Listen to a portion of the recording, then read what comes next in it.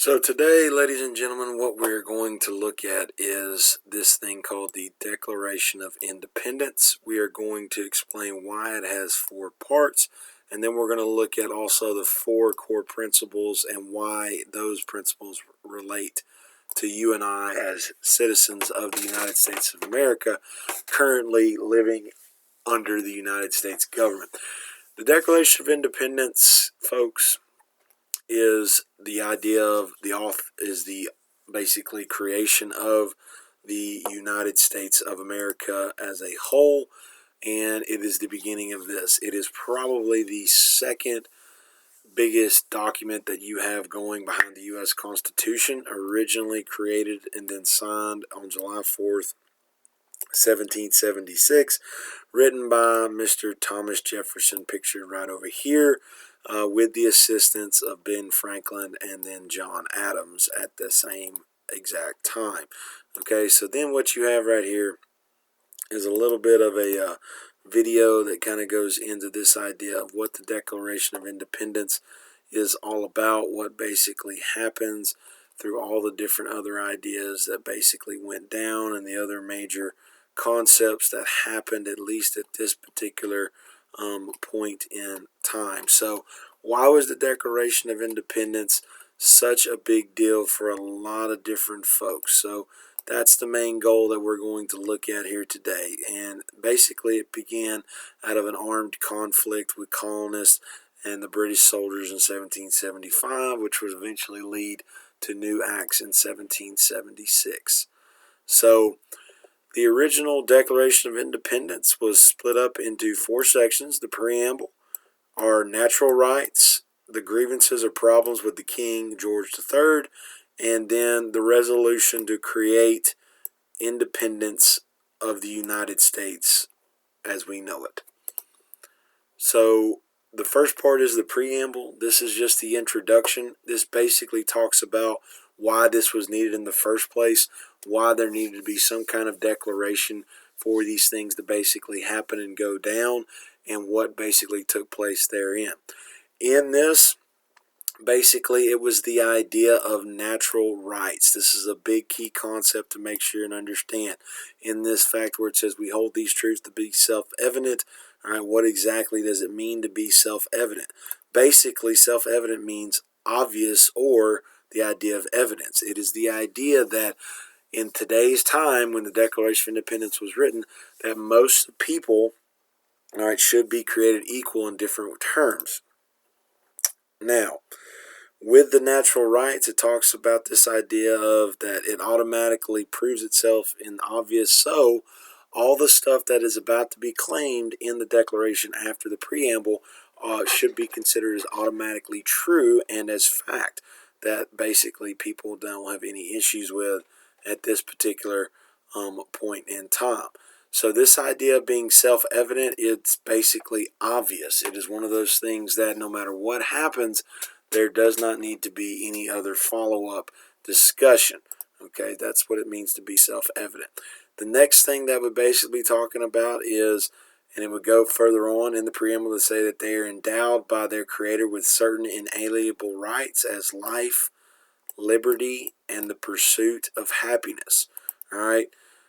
What does this basically mean? Inalienable, these are things that cannot be taken away. So if you look at some of this idea, and this is the actual textbook definition of the term inalienable and what goes into it, all right, with this particular turn of phrase and everything else that basically happens, is you start to see a lot of different things that go down. So this term inalienable means the idea of they cannot and should not be taken away. All right. You may be wondering, and this is what it says right here, if liberty can't be taken away, how can a person be sent to jail? An inalienable right cannot be taken away by government, but it can be voluntarily given up. If a person commits a crime, are they voluntarily to give up their right to liberty? So here's the main thing to understand. A right is something that can be given up and taken away. A liberty is something that cannot be taken away no matter what happens in any way, shape, or form, at least at this particular point. So the next thing that would happen in the preamble, it says that to secure these rights, governments are instituted among men, deriving their powers from the consent of the governed. This is a big thing right here. Power comes from the people, not from one particular person like King George III or someone else like that at that particular point in time. The idea of this declaration says every person should be considered equal, every person has natural rights, and that the power to decide those rights is what is wrong is this idea that it comes from what the majority of people want. That's going to be a big concept to basically go through and look at. So what is the true purpose of the government according to the Declaration of Independence? Where would it get its power? So it says that to secure these rights, government instituted among men, deriving their just power from the consent of the governed.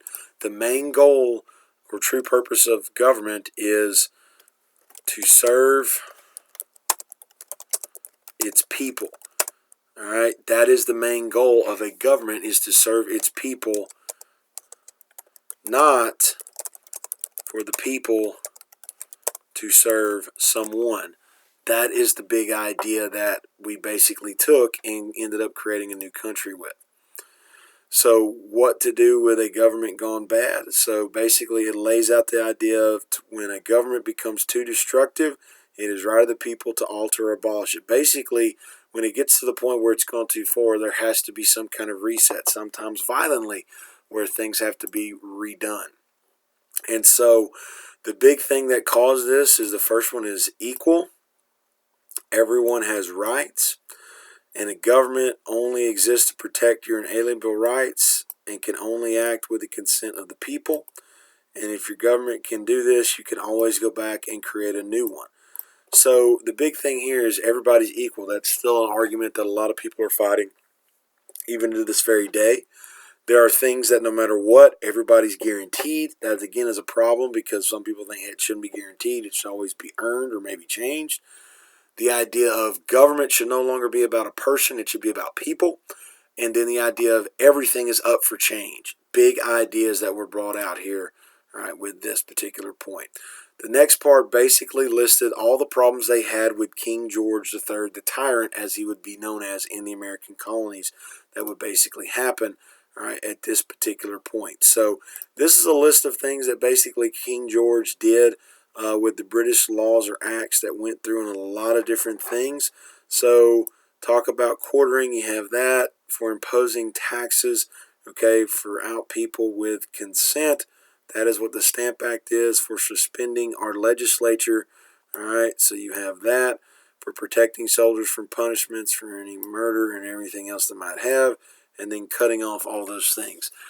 This is the big thing that people had the biggest problems with King George. He literally let soldiers break into people's homes. He put people to have to pay taxes that they didn't like. He didn't let people run their own places. He basically kind of ruled with an iron fist in other places as well. So this is where you start to see a lot of different things that kind of happened with King George and that would happen as well. So the next thing is, after they have the reason, after they have new things that's going to happen, this is the resolution of independence. The fourth and final part is this idea that says, okay, as a result of we want the idea of equality, we want new rights, we have all these different things that we have a problem with, since it's come to this point that it's become too far, it is now proclaiming that the United States is free and an independent nation, breaking loose from the British government and the British Empire at that particular point in time. So this next one, we're going to have a little idea of what basically happened when this went down, and it's a little painting that went through with it. All right. So if you look at this, what might be thinking with Thomas Jefferson and John Adams? So once this idea was signed, okay, you may have a couple ideas and thoughts where you're basically looking at, hey, there's no turning back now. We're breaking away from the father country. Just some kind of quote to say, okay, Thomas Jefferson who wrote this, it's a great day for the colonies, or maybe, you know, who knows how far this is going to go, and God bless America, or whatever you want to look at. All right. And so you start to see the Declaration of Independence and some other stuff that happened go through all these major changes. So again, if you look at this stuff, which is not one of the four parts, all right, of this, we don't have the Bill of Rights. We have the Declaration of Rights, we have the preamble, the list of grievances, and then the resolution. Then we have an inalienable right is one that cannot be taken away. The main purpose of government, is to protect its people. According to the Declaration of Independence, if a government does not protect your rights, you can overthrow and change it. And in which was self-evidence under this particular idea, all people are created equal.